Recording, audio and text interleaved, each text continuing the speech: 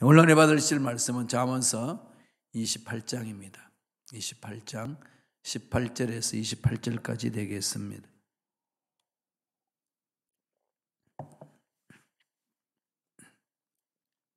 다 같이 우리 한 목소리로 봉독하겠습니다. 성실하게 행하는 자는 구원을 받을 것이나 굽은 길로 행하는 자는 곧 넘어지리라. 자기의 토지를 경작하는 자는 먹을 것이 많으려니와 방탕을 따르는 자는 궁핍함이 많으리라. 충성된 자는 복이 많아도 속히 구하고자 하는 자는 형벌을 면하지 못하리라. 사람의 낯을 보아주는 것이 좋지 못하고 한 조각 떡으로 말미암아 사람이 범법하는 것도 그러하니라. 악한 눈이 있는 자는 재물을 얻기에만 급하고 빈궁이 자기에게로 임할 줄을 알지 못하느니라. 사람을 경책하는 자는 혀로 아첨하는 자보다 나중에 더욱 사랑을 받느니라. 부모의 물건을 도둑질하고서도 죄가 아니라 하는 자는 멸망받게 하는 자의 동류니라. 욕심이 많은 자는 다툼을 일으키나 야훼를 의지하는 자는 풍족하게 되느니라. 자기의 마음을 믿는 자는 미련한 자요 지혜롭게 행하는 자는 구원을 얻을 자니라. 가난한 자를 구제하는 자는 궁핍하지 아니하려니와 못본 채 하는 자에게는 저주가 크리라. 악인이 일어나면 사람이 숨고 그가 멸망하면 의인이 많아지느니라. 아멘. 이 말씀으로 나중에 더욱 사랑을 받느니라 라는 제목으로 은혜의 말씀을 나누겠습니다. 이 말은 무슨 말이죠? 끝이 좋은 사람, 뒷모습이 아름다운 사람이 참으로 아름다운 사람입니다. 그 말씀이죠. 우리가 사용하는 용어 중에 사자성어 중 용두사미가 있습니다. 용두사미, 용머리에 뱀꼬리, 문자적으로 하면 그러지 않나요? 활약이 시작해서 흐지부지 끝을 맺을 때에 두고 한 말입니다. 대체적으로 사람들의 삶이 그래요. 2022년 시작하고 대망의 한 해가 시작됐습니다. 결심도 많이 하고 또 방향도 정했는데 가다가 보니까 어떻게 하나요? 대체적으로 우리는 연약하기 때문에 작심삼일로 끝나는 게 너무 많지 않습니까? 그게 반복하다 보면 다시 2022년 연말에 가면은 내놓을 것이 없는 빈손인 경우가 많다는 겁니다. 이런 부분들을 우리들은 다시금 자신들을 돌아보면서 삶을 좀 점검해 나가야 할 것입니다. 가장 바람직한 삶이라는 게 어떤 거겠어요? 시작한 것과 끝이 좋은 것. 시작도 좋고 끝도 좋고 그런 거죠. 특별히 신앙생활은 시작은 좀 못해도 끝이 좋으면 좋다. 이런 얘기를 많이 하잖아요. 독일 속담에도 그렇습니다. 끝을 이제 엔데라고 그러는데 엔데 굿 알레스 굿. 끝이 좋으면 모든 것이 좋다. 끝이 좋아야 모든 게 좋을 수 있는 거죠. 그리고 마지막 하나님 앞에 섰을 때에 끝까지 참고 인내한 것. 처음에는 보잘것없었는데 끝까지 밀고 나가서 좋은 거. 이게 좋은 거죠. 베드로 생각하면은 베드로가 끝이 좋은가요, 나쁜가요? 끝이 좋죠. 처음은 좋잖아요. 예수님 만나서. 중간은요, 후적거렸죠. 예수님이 베드로를 만났을 때에 베드로에게 제일 먼저 하신 말씀이 너는 장착해봐라. 반석이라는 거죠. 피트가 된다. 반석이 된다. 이 말은 지금은 아니야. 지금 보잘것이 없어. 지금 넘어지고 연약하고 날 배반할 수 있지만은 그러나 마지막에는 꼭 개바가 된다. 이거 어마어마한 선포 아니겠어요? 결국은 베드로가 개바가 됐어요. 성령 받고 그렇게 했습니다. 요셉은 꿈을 꿨어요.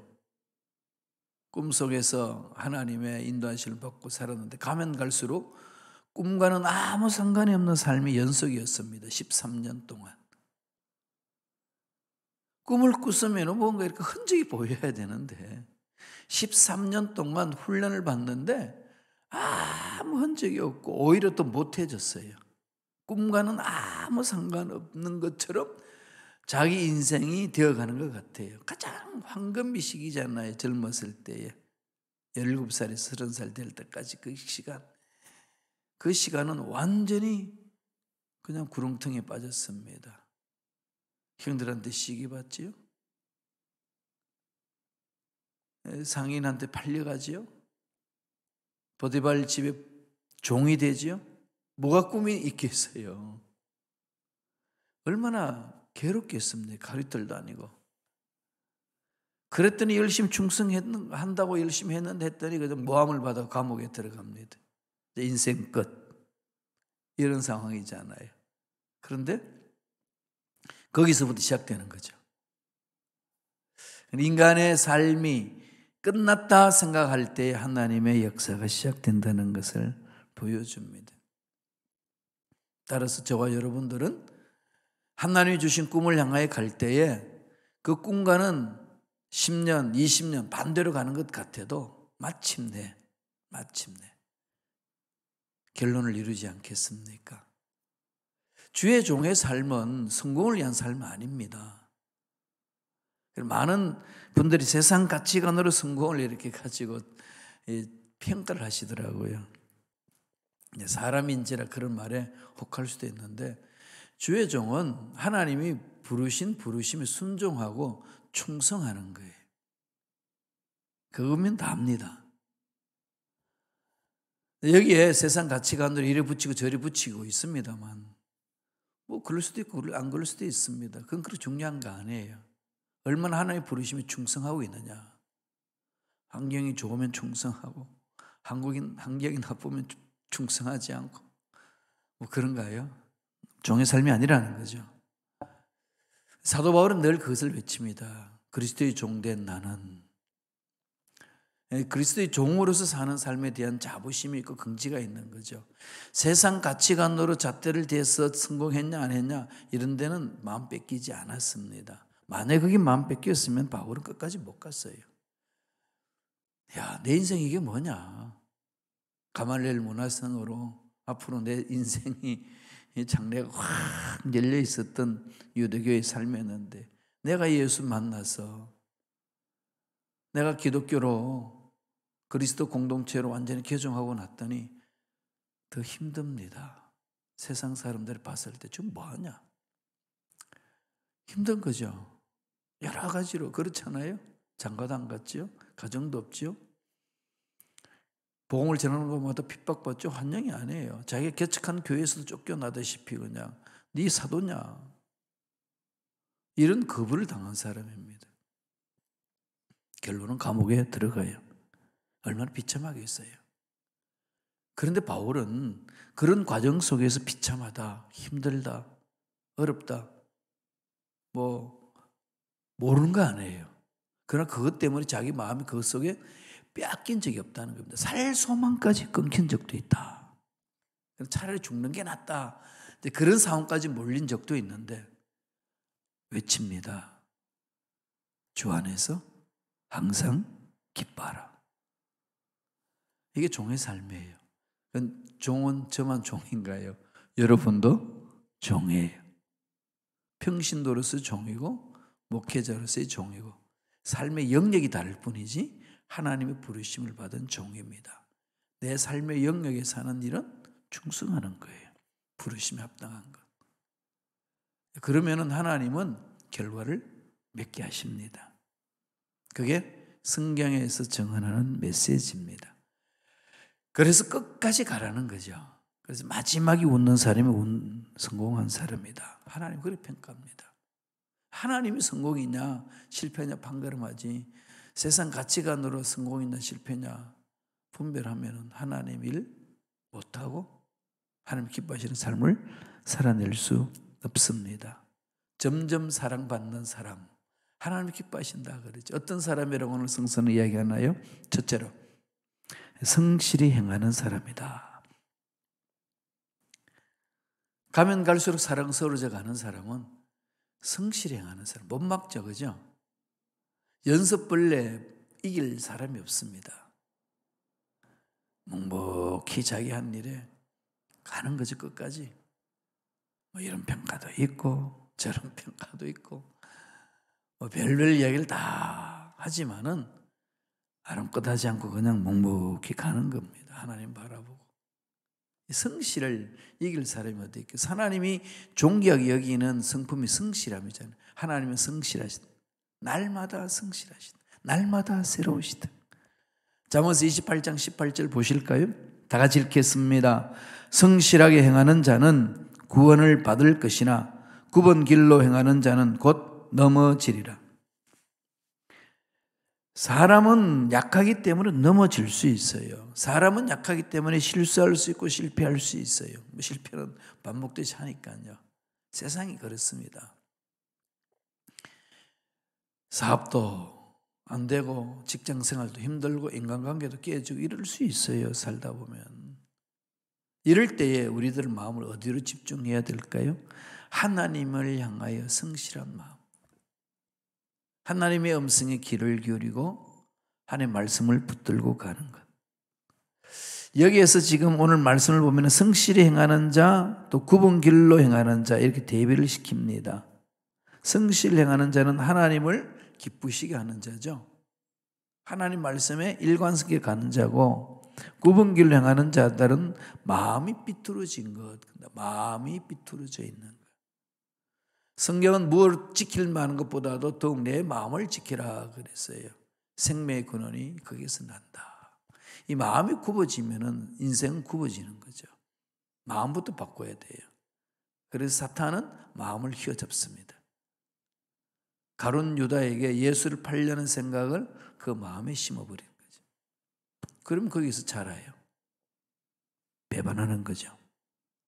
마음이 삐뚤어지면은 굽은 길로 행할 수밖에 없고 굽은 인생을 살 수밖에 없습니다. 그걸 뜯어 고치는 거죠. 어떻게? 하나님이 기뻐하시는 삶으로. 그게 성실하는 거잖아요. 과거에 실패한 것은 매여 있을 필요가 없어요. 다 지나갔어요. 지금 여기. 언제나 성경은 히어에 나옵니다. 강조는. 성경은 늘 그걸 강조해요. 지금 여기. 우리 신학 개념에도 히어에 나오가요. 아주 중요한 개념이에요. Here and now. 지금 여기에서부터 출발하는 거죠. 지금 여기서 하나님 만나야 돼요. 과거에 만났습니다. 지금은 못 만나고 있어요? 아니에요. 잘못된 신앙생활 하는 겁니다. 과거에 만남이 있으면 쭉 지속적인 거죠. 환경이 좋다 안 좋다 이건 차원 문제고요. 하나님과의 나의 관계입니다. 19절 한번 보실까요? 다 같이 읽겠습니다. 자기의 토지를 경작하는 자는 먹을 것이 많으려니와 방탕을 따르는 자는 궁핍이 많으니라. 이렇게 대비를 시켜놓는 거죠. 자기 토지를 경작하는 있는 그대로 자기 열심히 일하는 사람, 자기 삶의 영역에서 열심히 일하는 사람. 삶의 영역은 이제 연세가 들면서 다 바뀌어지잖아요. 또 위치가 자꾸 달라지는 거죠. 내가 어떤 위치에 있든 어떤 상황에 던져져 있든 나의 경작할 토지, 내 마음밭 이것을 성실하게 경작하는 자는 먹을 것이 많다. 하나님과의 깊은 교제를 이루는 거죠. 그러나 방탕을 따르는 자, 아이고 이걸 가지고 뭘 한단 말이야. 꼭 한 달란트 받은 인생같이 내 인생이 이것밖에 안 되는데 뭘 한다는 거냐 라고 생각하면서 그 시간을 죽이고 하나님 주신 에너지를 딴 데 낭비하면 궁핍함이 있다. 즉 하나님과의 만남에서 벗어나는 거죠. 하나님 뜻을 이루지 못하는 거지요.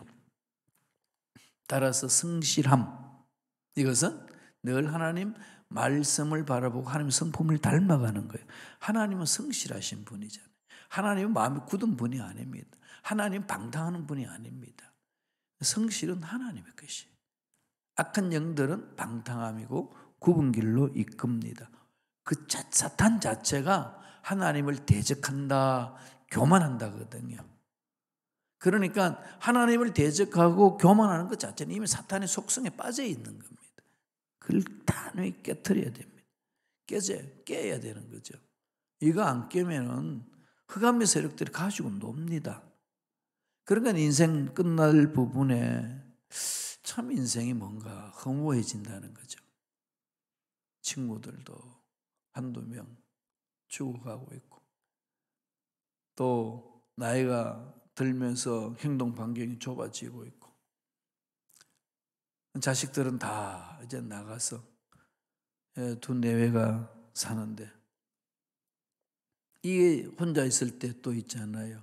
사람은 언제나 똑같이 둘 다 있지는 않지 않습니까? 혼자거든요. 마침내 혼자 됩니다.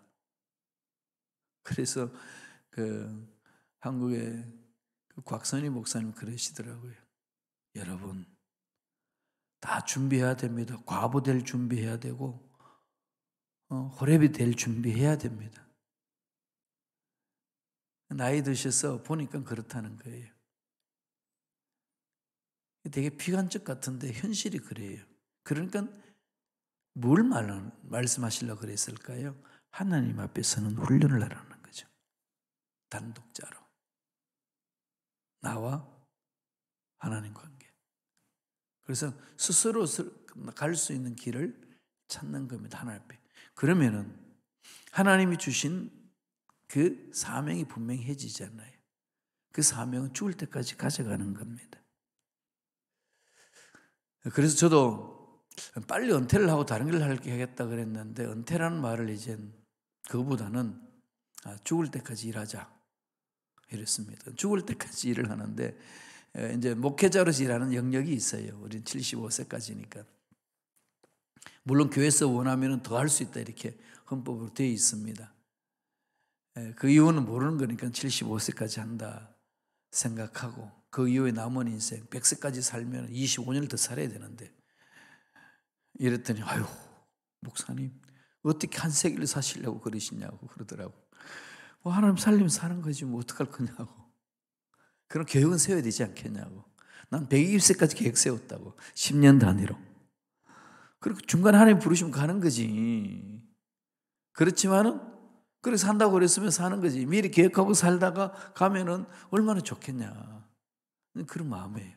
그래서 죽을 때까지 일하자. 죽을 때까지 일할 수 있는 이게 뭘까? 연도별로, 이게 나이별로 10년 단위로 끊어봤어요. 이렇게 그런 걸 길이 보이더라고요. 있는 자리에서 내가 할 수 있는 일에 최선을 다하는 삶. 하나님 앞에 가는 거잖아요. 이건 절망이 아니고 새로운 소망이 일어나는 거죠. 그러니까 어렵고 힘든 상황 속에도 꿈이 생기는 거죠. 나이가 드는 것이 문제가 아니라 그 속에 할 일이 있구나. 성실함을 찾게 된 하나님의 마음이 그러니까요. 두 번째로, 어떤 사람이 나중에 더 좋다는 거죠. 충성된 사람. 아까도 제가 말씀 많이 했습니다마는 하나님 앞에는 충성이잖아요. 맡은 자에게 구할 것은 충성이라 그럽니다.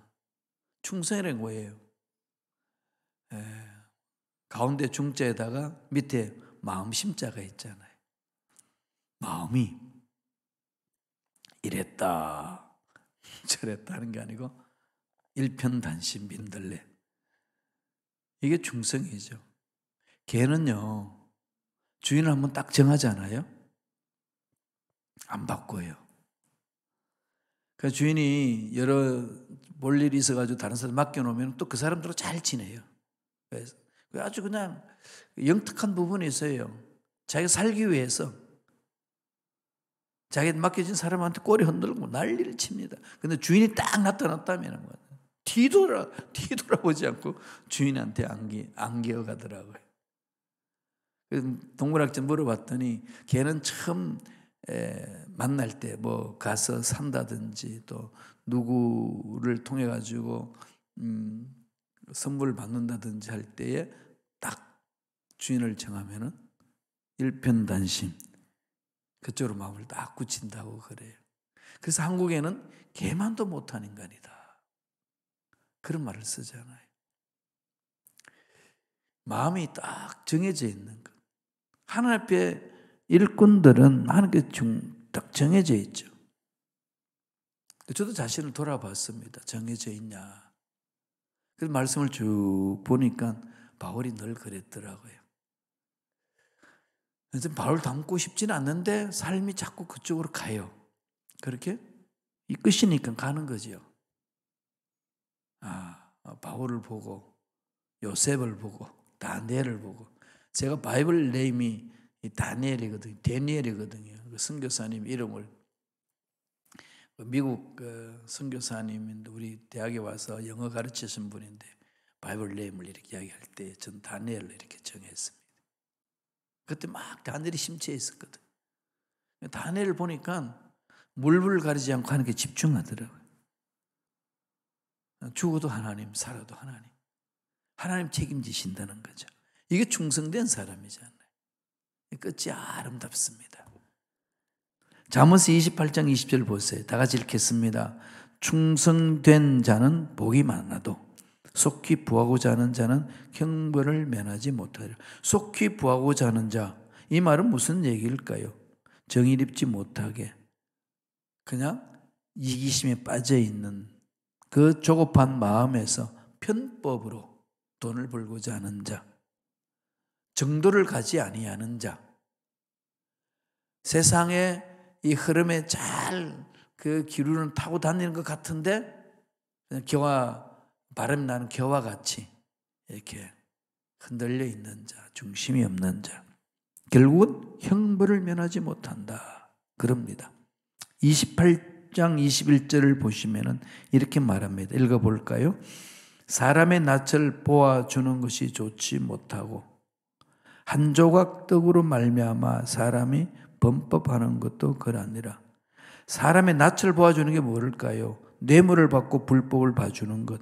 뇌물을 좋아하고 사기와 편법으로 돈을 벌려고 하는 사람들 형벌을 면치 못한다. 아무리 친한 사람이라도 아닌 건 아니라고 말할 수 있어야 되잖아요. 예. 정말 친한 친구일수록 잘못되면 잘못됐다 이렇게 말할 수 있는 사람이 정말로 하나님 앞에 쓰임 받는다는 거죠. 22절은 이렇게 이야기합니다. 악한 눈이 있는 자는 재물을 얻기에만 급하고 빈궁이 자기의 골 임하는 줄은 알지 못하느니라. 이걸 이제 세상 말로 똑똑 바보다, 똑똑한 것 같은데 다 뺏겨버리는 거, 지키지 못하는 거. 악한 눈이 있는 자, 그러니까 재물의 눈을 먼 자죠. 재물의 눈이 먼 자는 영안이 닫혀버리기 때문에 판단을 잃어버립니다. 앞날에 불행이 있다는 자체도 모르고 그냥 달려든다는 거예요. 결국은 하나님의 뜻과 떠나 있을 때 나타나는 현상을 말합니다. 그래서 늘 하나님 중심으로 살고자 하는 몸부림이 중요하다. 이게 정말 우리 모두에게 해당하는 거 아니겠어요?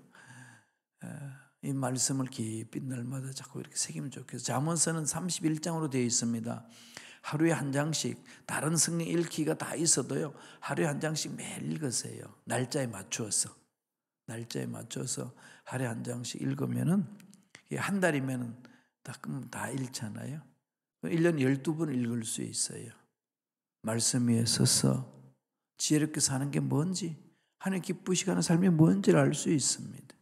마지막 세 번째로, 끝이 좋은 사람은 사람을 경책하는 사람이다. 잠깐 말씀드렸습니다만 23절에서 그럽니다. 다 같이 읽겠습니다.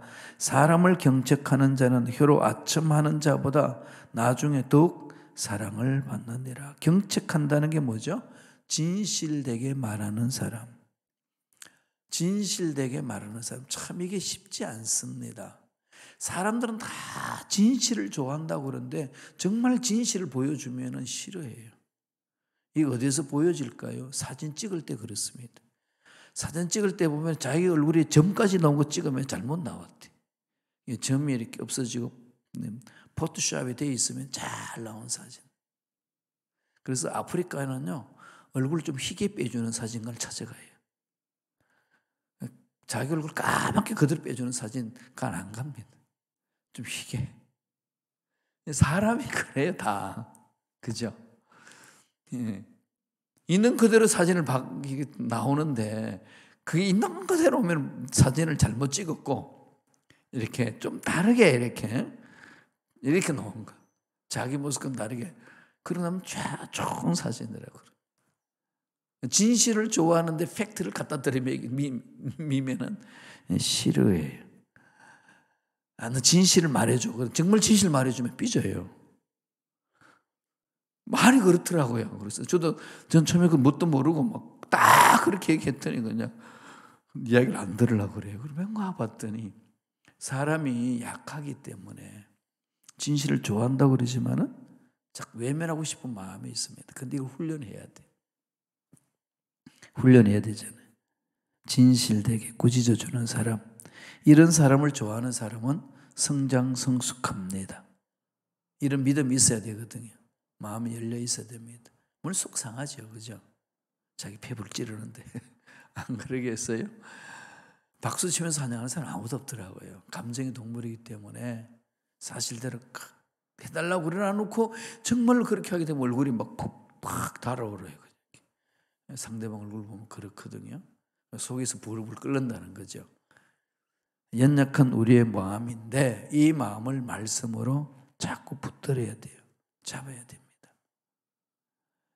그러면은 성숙할 수 있는 거죠. 28장 24절에는 아주 엄청난 말을 합니다. 다 같이 읽어볼까요? 부모의 물건을 도둑질하고서도 죄가 아니라 하는 자는 멸망받게 하는 자의 동료니라. 부모의 물건을 도둑질한다. 잘못이잖아요. 그건 죄가 아니라고 생각한다는 거죠. 이게 뭘까를 생각해 봤어요. 부모의 유산을 노리는 거. 그러잖아요. 그죠? 부모의 재산을 노리는 거. 부모는 피땀 흘려서 모아놓은 돈인데 그건 자식이 당연히 나한테 유산을 물려줘야 된다고 하는 것은 도둑질하는 것과 마찬가지라는 거 아니겠어요? 부모가 결정하는 거죠. 주든지 사회에 하나든지 그건 부모가 결정하는 거지. 나 안 주고 사회에다가 하나 냈다고 막 우락부락하면서 그냥 왼수가 되면 되겠어요? 그런데 세상은 그런 일이 많습니다. 나한테 안 줄 것 같으니까 부모를 죽여요 또. 그리고 자기 차지하는 거예요. 이게 세상에 일어납니다.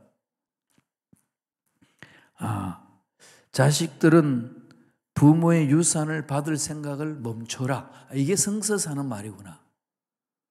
그거는 부모의 전적인 주권이다. 부모님께 맡겨라. 그냥 우리는 내 본분에 최선을 다하는 거다. 그런 문제가 없는 거 아니겠어요? 근데 그렇지 못하면은 집안에 싸움이 나고 어려움이 많은 거지요. 그래서 늘 하나님께 마음에 집중하고 하나님의 음성에 귀를 걸으면서 하나님 맡겨주신 인생을 멋지게 살아내야 될 줄로 믿습니다. 그런 은혜가 또 그런 능력이 저와 여러분 삶에 넘쳐나길 간절히 축원합니다. 기도하겠습니다. 하나님 감사합니다. 오늘도 생명을 연장시켜 주시고 새벽을 깨우게 하시고 말씀을 마음판에 새기게 하시고 말씀을 통하여 우리 마음에 찔림이 있을 때에 덮는 것이 아니고 돌아보고 돌이키고 말씀 가까이로 가는 우리가 될 수 있도록 축복해 주시니 감사합니다. 하나님 은혜에 감사의 예물 드린 손길이 있습니다. 기억해 주시고 물질의 주인은 하나님이심을 인정하고 나아가는 복된 손길들 되게 역사하여 주시옵소서. 감사와 찬양을 드렸고 예수님의 이름으로 축복하며 기도드리옵나이다. 아멘.